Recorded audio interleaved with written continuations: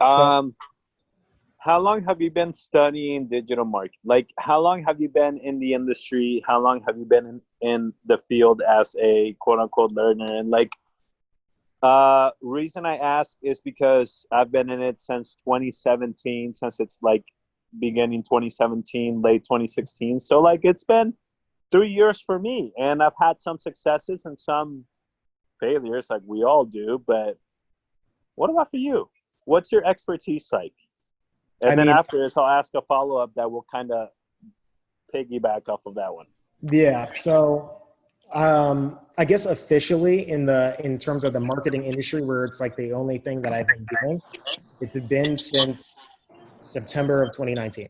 So Wow. I don't know how long that is. Not even a year, so that's pretty dang. Not That's even like a year. 10 months.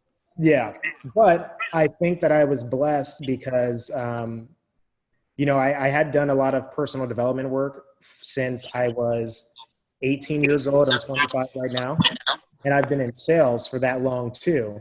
So all of these, a lot of people who are into the marketing, whatever industry they may come from, they may not understand like the objections and the pains and stuff like that. But I lived and breathed objections for the majority of my working life. So understanding how people What think. did you do prior to digital marketing? I was in Synopsis, sales. I was so that in. everybody knows.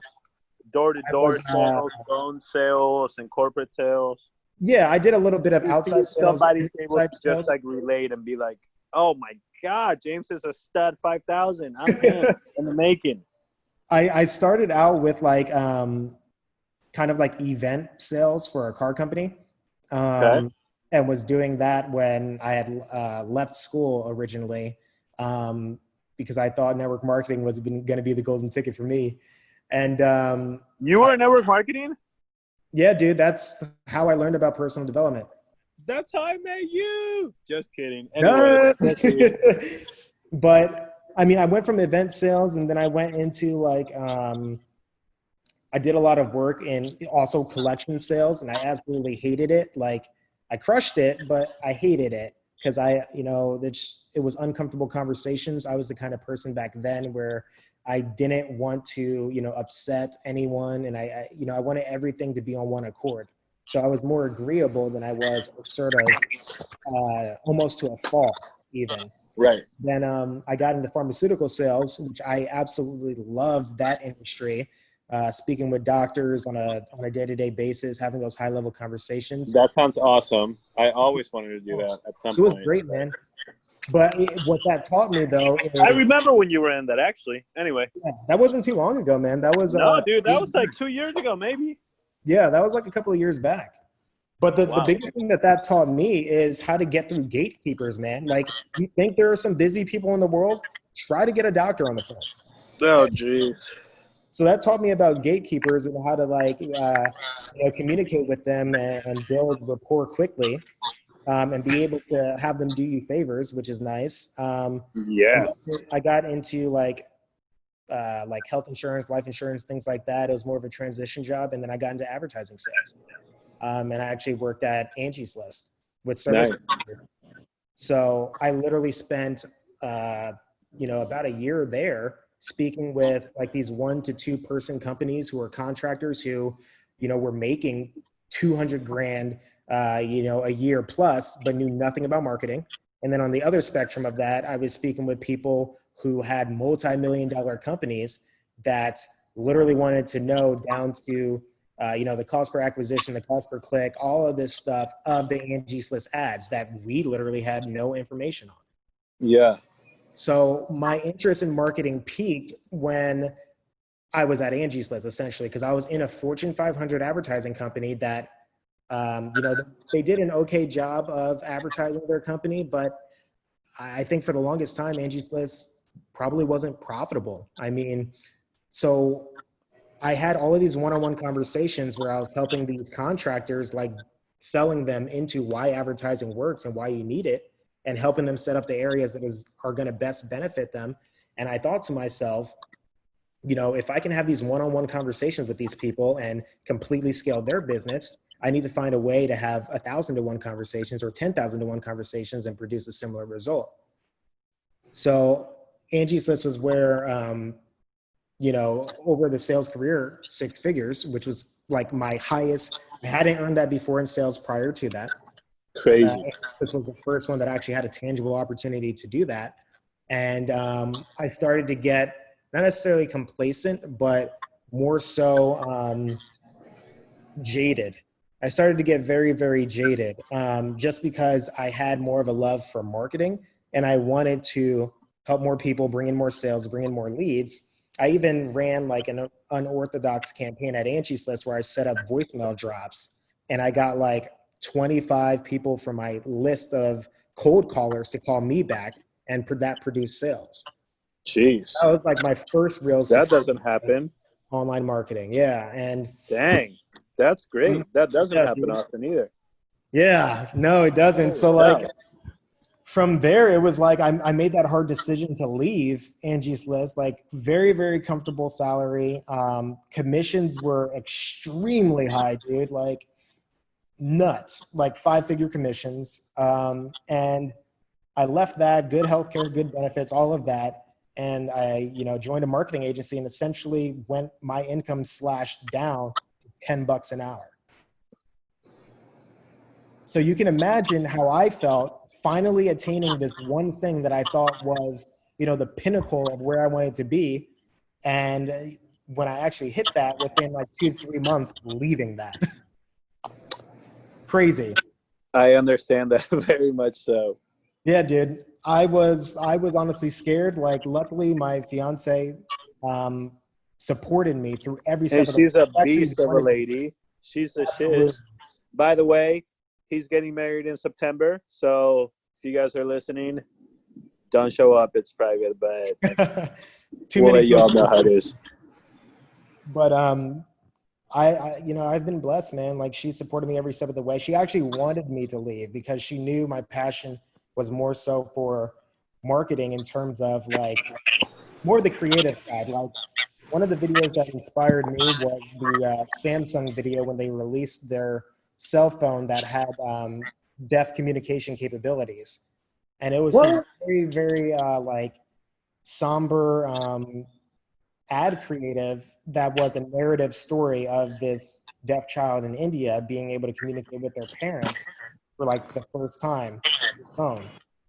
And that video alone like helped even spark a greater fuel under me for marketing, because I think the ability to help someone open their mind to a new perspective that they haven't seen before and be able to grow exponentially because of that is the greatest joy that you can ever have in the world and the greatest gift that you can give to someone in the world. So I made that very hard decision to, slash my income by, I don't know how much. I said 70 to 80%, but I think it was probably more than that, honestly, and get into marketing to actually learn this and from scratch. From the beginning. Yeah, man. At least in the digital field. So, wow, dude. Bro. Yeah. You deserve your accolades. You deserve your success. Like, I've known you for ever since I lived in Indiana. So years and years ago. We've worked together in lots of other projects, and we've always succeeded in everything that we do together. So I think in one way, it's no doubt that you're having success. Like, it's no fluke that you're having success. You know what I mean? Like, you're very studious and you're a very dedicator of the craft. So like, you really hone down on set skill that you're trying to learn, and you're very studious and you really do find mentors. So I think that's something huge. So let's end this thing on a few words, and then I'll speak to you after too. Dude, wow. I have ran ads that I thought were successful, bro. You are officially the Oni, the master. 25 grand, 10 days. If that keeps going, you're at 75 grand 1 month. First ad. Bro, accolades to you, man. Respect to you. I tip my hat to you. You're the master now. I call you father. What are a few things that you can kind of share? Like, I guess 3 tips, simplify them as best as you can, and you'll be able to shout anything out at the end of this too. 3 things that you learn from starting in November till July 1st as of like one set, and then from the first until now, 25 grand later, like what have you learned? I think that like as soon as we hit these peaks, it's like our understanding kind of opens and we're like, oh my God. And then it's like we can never go back to where we were prior to that because we felt, we experienced that, we saw it. So please share that because, dude, I'm dying to know. And if I'm dying to know, people are dying to know. I know it. I think Go ahead, Father. I think the first one is really it's kind of twofold. Like it's the same thing, but it's a breakdown of it. So it's the messaging. And I know people have heard that before, but what I mean by that is that it's really the sequencing of the messaging. And this is something that started when I was more so at Angies List, but I knew the key words that people would latch onto, and I knew what people were looking for. And once I was able to have that information, I was just able to explain what we do relative to what they were looking for. And that produced sales almost every single time. That makes sense. So it was understanding what people needed to see, why they needed to see it, and what drives them to make a decision. Because people don't make decisions based on logic. They make them with emotion and justify them with logic. Some people are more data analytical, but at the end of the day, they're going to pull that trigger because of emotion, no matter how logical or analytical they are. Those are very important pieces to have, but that only really applies to the right person. So I'd say like the sequencing in your messaging is one of the first things that really helps. Like, what is your initial message? What are you following up that message with? And how do you segment out the people who are reaching all of these different checkpoints? It sounds like difficult in theory, but you really have to envision yourself in that person's shoes. Think about how you would go to the store and buy anything. Yep. It's very much the same way. So I would say like sequencing of messaging is first. That's like November to July. Second point from that time is test quickly. Test quickly. Like, what does that mean? So when I originally was like entered the marketing space, a lot of the testing that I was doing was very, very low budget over like a week's worth of time. So we were spending so much time, almost essentially waiting to try and like see what was going to work and what was going to produce. And that may work for, that's probably more of a personal branding thing to keep your content in front of people who are engaging with you more so, but that's not going to work in, e-com space, the info product space, any of that. Because the market usually moves way too quick for that. It's not you know what I mean? I agree. Testing fast. So, you don't necessarily have to blow out your budget. You don't need to spend $100 a day on one thing. You certainly can. I'm just saying that I didn't. But, some people have way more expertise than I do. I started. Okay. If I may stop you 1 second. A lot of people are always asking, and reason I know this is because it's something that I have asked. It's something that I have always thought of. And then inside of any either live training or seminar or anything that I am at, somebody always asks, what were you spending per day then? Like, what do you justify as a solidified, like, some people say it's fine for us to start at $5 a day, but me and you know that $5 a day is such a low reach that it's not worth it. But from an expert, from father like you, I am Luke and you are my father, essentially. What's your experience? Like, what do you recommend now, knowing what a successful beast mode ad is like? Man, like, I don't even know what I just asked you, honestly. I just know that it's something I hear a lot of them always like, well, I mean, it depends on who you listen to. And I mean, so many things. I'll let you answer it. I honestly believe, like, I think anything under $5 is too small. But at the same time, we also need to understand like how Facebook optimizes, and it optimizes on what's called discount pacing. So your first couple of days, your ads are, especially if you're targeting or optimizing for conversions, your ads will deliver conversions if that audience is going to work within like day one, because Okay. Facebook set up for like local business owners who don't have this big budget advertising spend, so they can get results consistently. So you can use a small budget. You just got to know like what wins. So I don't think anything under $5 would be beneficial, because you would just have to do it over so many days to get any results. But like, And $5 is only $35 a week, so that's $140 per month. yeah, You can squeeze that, guys. Side note. Proceed.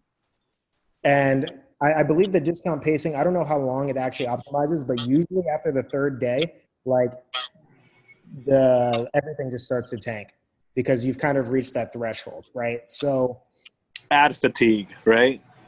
not necessarily fatigue. It's just like the discount pacing is done. It's like it's almost like you get a head start in a race. So Facebook's like, cool, like you're spending money with us, we're going to give you results, so you spend more money with us, right? Yeah. You get kind of hooked on it, then like your data just starts to level out essentially. So you always have to be testing something to make sure that that doesn't keep happening. But at the same time, you need to get enough data in that you can get a purchase. So depending on the business model, I don't know what every business model's cost per purchase is or break even purchase is, but if you already have those numbers, then you can allocate your ad budget for testing specifically to that.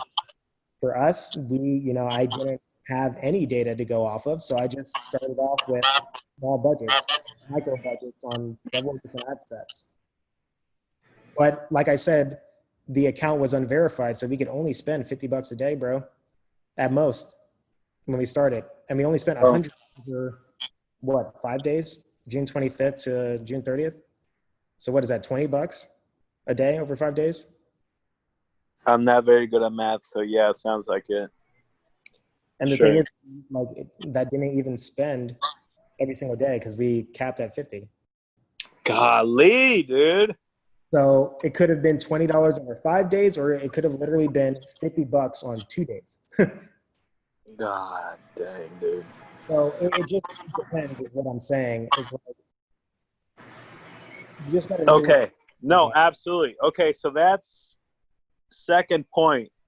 Guys, no takeaways from this. Just listen to somebody doing it today, July 17th, 2020, during quarantine, during pandemic, during whatever you want to say it is that it's doing, happening, excuse, etc., etc. You're hearing it live. So, dude, you guys have no idea how proud of James. Like, guys, I met James, I want to say 6 years ago. And we started a business 6 years ago, and he started making racks month up. And that was crazy. 6 years later, like, even crazier, dude. Like,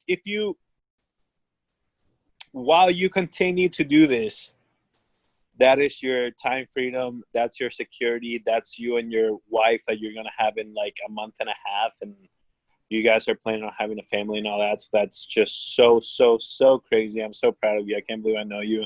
I can't believe I saw you 5 days ago. I can't believe that you were at my house and we were not drinking anything but water. But all I want to say to you is, what's your third point? Third thing. Anybody who hears this, anybody who's just listening. Third thing. Remember us 6 years ago now. Man. Whatever it might be. Up to you. You're the man. You're the daddy now. Oof. Gosh, there's so many things think about it. Guys, I knew James when I turned 23. I'm 28 now. That's 5 years ago. I'm about to be 29 next month. That's, 6 years ago. Yeah. James is younger than me, so he's like 20. 25. But 25, you old man. Geez, what? I would say like there's really two ways I want to take this. One's very important for like Do growth. them both. It's a bonus for you guys. Appreciate it. All right, that's You'll fine. know him in the future. All these ads in the future will be like, oh, that's my boy. Don't hate. So the circle of life for like growing, for like truly growing just in life in general is one, obviously growth, but two, cutting. If you think about like going to a gym, you have to do higher weight to build better muscle, but you also need the recovery time to be able to actually sustain that. So the third point that I learned very quickly is, you know, I had a production mindset for the longest time. Every ad I ran, I wanted it to be profitable, which is just impossible to do. And so for that reason, I was scared to like do bigger budgets at scale. So I would say don't be afraid to like scale and increase the spend, whether you do that through duplicating ad sets, whether you do that through vertical scaling as well. Whatever way you choose to scale, there's so many ways you can look them up. Don't be afraid to do that. And then two, here's like where the cutting part comes in. Make sure that you set up rules, like automated rules, to cut losing ads and ad sets. Yes. You got guys are going to have to follow any of his info for that because, listen, I just want to share a little tip with all of you. I have been in this game longer than James, had lots of successes, and I still ask James on the daily, for sure weekly, ask him any single time. I've been asking him since he started like 7 months, like, dude, okay, so I'm doing an ad for X client. And he's always involved in my ad creative, like, guys, verbatim, like show screenshots, show anything. We talk weekly. And I was going somewhere here, and I totally forgot. The point is, I asked him, he's a master. Listen, I think that's what I was trying to really hone down. I forget. I don't know. You keep going. I was going somewhere deep, and I lost it. So we'll count the losses. You keep going. I mean, that's really it, man. Like, I know that's probably a little bit surface level, but like You got to. There's something involved in the whole like growing scale of your success, you know, like we all start somewhere. We all are watching this at some point, specifically in our career or life or whatever it may be. And we're all different. We're all at a different point, and you can only speak to those who nail that hammer. I'm the nail, you're the hammer, you're nailing me into someone else's ears. That is you guys. Just listen to James. So your third point, bonus point, 4, last one. And then after that, I want you to like hand the shout out to yourself, share something about yourself, let everybody know where you want them to go, et cetera, et cetera. What would you say? Man, I mean, anyone's can feel free to like message me, ask questions or whatnot. Like I literally do not mind. It's James Lett on Facebook. You can find me Giletto on Instagram. I'm How do you spell those two? James Lett, last name L-E-T-T. Giletto on Instagram is J-A-L-E-T-T-O. His last name is L-E-T-T, James Lett. James, regular, Lett, L-E-T-T, because he's a man, T-I-P. You keep going. Yeah. I credit honestly all of this to like the people who have taught me, even if it was a little thing along the way. Like there was one person that I will mention is her name is Allison Beth Thomas, but she goes by Pasha Moreno Tarantino. I've heard you say a lot about her. Absolutely like crushes it. Like she's in Dan Henry's, it's either 50 or 60K club. I'm a huge Dan Henry fan, so anyone inside of that, my boy. In Dan Henry's ads. Like, oh god. She is awesome. So she originally taught me like when I wasn't even in the digital marketing game, like she taught me my first nuggets, 100%. And I credit her for like me having more involvement in everything because for the longest time, man, I didn't get it. Like I had a slow computer. It took me like what felt like years to run ads. but I've been able to, you know, leverage what she's taught me and what I paid for like coaching through her and use that to like catapult to where I am now. And that, I mean, I think I started coaching with her like 2 years ago, 2 years, 2.5 years. Jeez. So I So talked to her. name of the game is find mentors.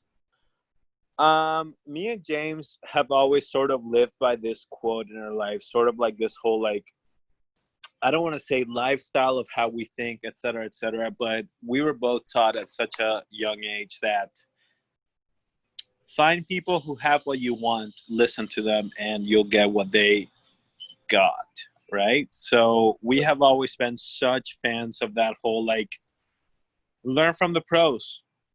Don't listen to your friends who don't have what you want. Don't listen to your family who don't have what you want. And this is such a multiverse advice, I guess. Like, use it in any field. It doesn't matter if it's here in the digital marketing space. It doesn't matter if you're trying to get whatever, right? Just whatever fuels that fancy or tickles that fancy is just find whoever's doing it right and follow.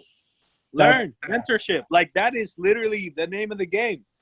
That is He and literally. I have had mentors upon mentors upon mentors who just drop nuggets, drop knowledge. Like, I remember he and I inside of hotel rooms, and if I was 23, James was 18, 19, making thousands of dollars per month aside from home. And we had great mentors who are like sort of celebrities now. And guys, like, Yeah, that's true. dude, just, We're I crushing mean, it. let's end this now. And I mean, dude, if you have anything else that you want to share, if you have anything else that you want to say, guys, I am a fan of Jay Leto until I die. He's literally like my blood brother. Not really, but it's sort of like a running joke style thing. And I love this dude. Like, literally, I saw him 5 days ago. He was at my house, and dude, I'm Yes. so proud of you, bro. Like, I couldn't, dude. I have had a smile on my face for the past just 5 hours. Oh my God, I cannot believe it. I cannot wait till Zoom. Like, Yeah. today, dude, I'm so proud of you. You deserve it. I'm so proud of you and your future wife. I'm so proud of you and your future family. You nailed it. You figured it out. Now you know what's truly possible, and there's no way of going back. Period. Yeah. You're the man. So share anything else that you want to say. Share anything, like, whatever. Yeah, I have just one last thing. It's piggybacking off what you were saying about finding mentors. Like, Yep. I look at finding mentors as kind of how I look at video games. Favorite one right now is like Call of Duty Modern Warfare.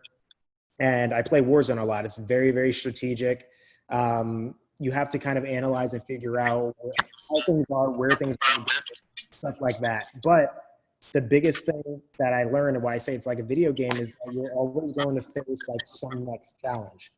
So for most people, like you may not be able to afford the $100,000 coach or the $20,000, anything like that. And that's fine.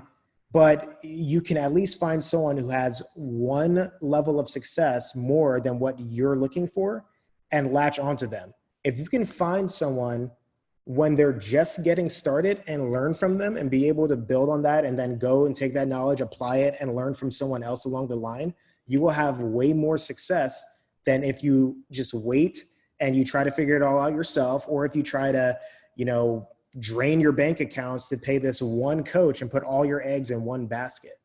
Like, finding a mentor doesn't have to be this huge ordeal. Like, just find someone who's one step ahead of you and figure out what they've learned, and then find someone else who knows something complementary to that. That's pretty much it. That's the name of the game, baby. And with that, guys, James, so thankful to have you on, bro. So thankful. Like, dude, okay, side note, James didn't even know all this is going to be like recorded or anything. He kind of like popped in. This is who he is literally on the daily. Like, he's my brother. He's your fellow. He's your bro too. I'm telling you, he's so cool. Hit him up. I'll put everything down below on the descriptions and everything like that. And God, dude, I'm speechless, man. Like you, dude, what a good day for you. What a good half month for you. What a good 15 days for you, dude. I cannot tell you how proud I am that it's you. Out of everyone else, like that, it's you. For real. Like, dude, I might even be more excited than you are. Truly. Truly. I'm excited to share, man.